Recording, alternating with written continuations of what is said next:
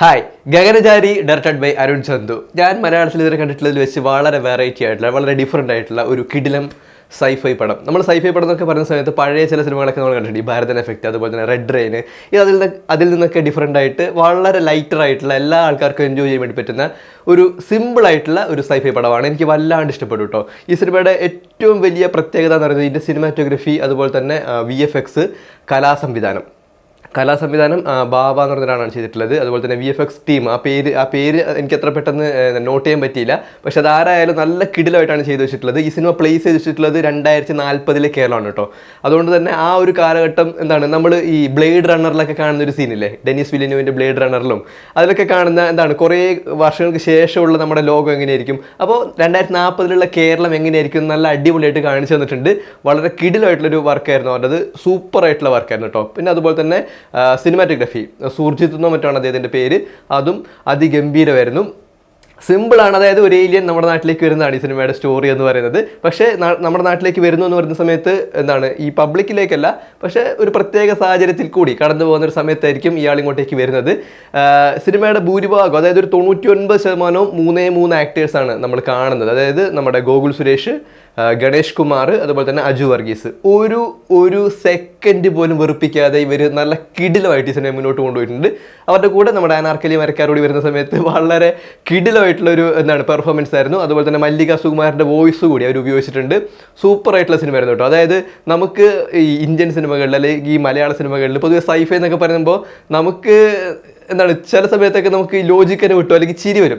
ലോജിക്കിൻ്റെ കാര്യം വെച്ചാൽ ഇത് ഡിപ്പെൻഡൻ്റ് ആണ്. അതായത് ചില കാര്യങ്ങൾ നമ്മൾ ഫാൻറ്റസിക്കെല്ലാം വിട്ടു കൊടുക്കേണ്ടി വരും. എന്നാലും നമ്മൾ സിനിമ കാണുന്ന സമയത്ത് നമ്മൾ ലോജിക്കിനെ കുറിച്ച് ചിന്തിക്കുമല്ലോ. പക്ഷേ ഈ സിനിമ കാണുന്ന സമയത്ത് നമുക്ക് ലോജിക്കിലേക്കേ പോകില്ല. അങ്ങനത്തെ ഒരു കോൺസെപ്റ്റാണ്. പിന്നെ ഈ സിനിമയിൽ പറഞ്ഞു വയ്ക്കുന്ന ശാസ്ത്രീയമായിട്ടുള്ള ചില കാര്യങ്ങൾ, അതുപോലെ തന്നെ നമ്മുടെ കൾച്ചറലായിട്ടുള്ള ചില കാര്യങ്ങൾ, പൊളിറ്റിക്കലായിട്ടുള്ള കാര്യങ്ങൾ, അതൊക്കെ വളരെ റിലേറ്റബിൾ ആയിരുന്നു. കിടിലമായിട്ടൊരു വർക്കാട്ടോ. ഇപ്പോൾ നമ്മൾ ഈ 90s ഇറങ്ങിയിട്ടുള്ള ഹൈവേ, അതുപോലെ തന്നെ ജോണി വാക്കർ എന്നൊക്കെയുള്ള സിനിമകൾ, ആ സിനിമയ്ക്കെല്ലാം ഒരു പ്രത്യേകത ഉണ്ട്. അതായത് അതിൻ്റെ സ്റ്റൈലും കൾച്ചറൊക്കെ വേറെ തന്നെയാണ്. അപ്പോൾ എൻ്റെ എല്ലാം ചെറുപ്പകാലത്ത് ഞാനത് കാണുന്ന സമയത്ത് ഞാൻ ആലോചിച്ചിട്ടുണ്ട്, എന്നാൽ ഇത്രയും പഴയ കാലത്ത് അന്നത്തെ ഡയറക്ടേഴ്സ് എങ്ങനെയായിരിക്കും ഇത് ആലോചിച്ചിട്ടുണ്ടാവുക, എങ്ങനെയായിരിക്കും ചിന്തിച്ചിട്ടുണ്ടാവുക. ഇപ്പോൾ ഈ സിനിമ കാണുന്ന സമയത്തും എനിക്ക് അങ്ങനെ ഒരു ഫീലാണ് ഉണ്ടായത്. 2040 കേരളം, നമ്മുടെ അന്നത്തെ കൾച്ചർ, അന്നത്തെ ഫുഡ്, അന്നത്തെ നമ്മുടെ ചുറ്റുപാടും, അതുപോലെ തന്നെ നമ്മുടെ പോലീസ്, നമ്മുടെ കാലാവസ്ഥ, അത് വളരെ എടുത്തെടുത്ത് പറയുന്നുണ്ട് കേട്ടോ. അതായത് കേരളം ഈ വർഷം 2 മീറ്റർ കൂടി വെള്ളത്തിൽ താണുപോയി എന്നൊക്കെ പറയുന്നുണ്ട്. അതായത് നമ്മുടെ കാലാവസ്ഥ എങ്ങനെ മാറുന്നു എന്ന്. അപ്പോൾ അപ്പോഴാണ് ഞാൻ ഈ സിനിമയുടെ ടൈറ്റിൽ കാർഡിലൊരു പേര് കൂടി ശ്രദ്ധിച്ചത്, കൃഷാന്ത്. അതായത് ആവാസ വ്യൂഹം എന്ന് പറയുന്ന സിനിമ നിങ്ങളിപ്പോൾ കണ്ടിട്ടുണ്ടാകും.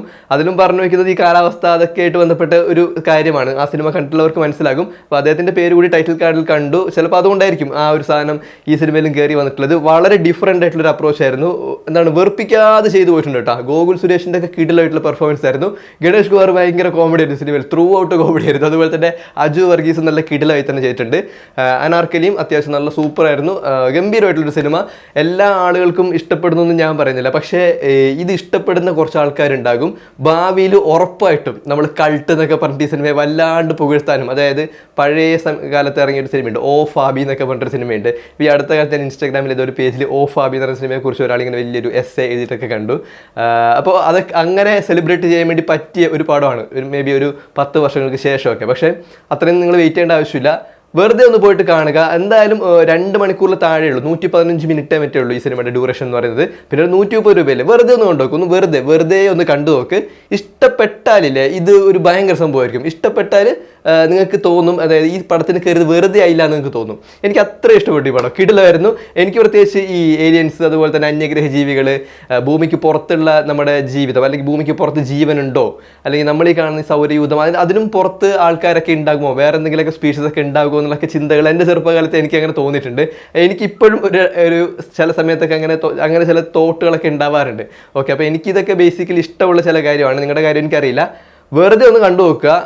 നിങ്ങൾക്ക് ഇഷ്ടപ്പെട്ടാലില്ലേ അതൊരു ലോട്ടറി ആയിരിക്കും. ഓക്കെ, സോ കാണുക. Gaganachari directed by Arun Chandu. സൂപ്പറാണ്, എനിക്ക് ഇഷ്ടപ്പെട്ടു.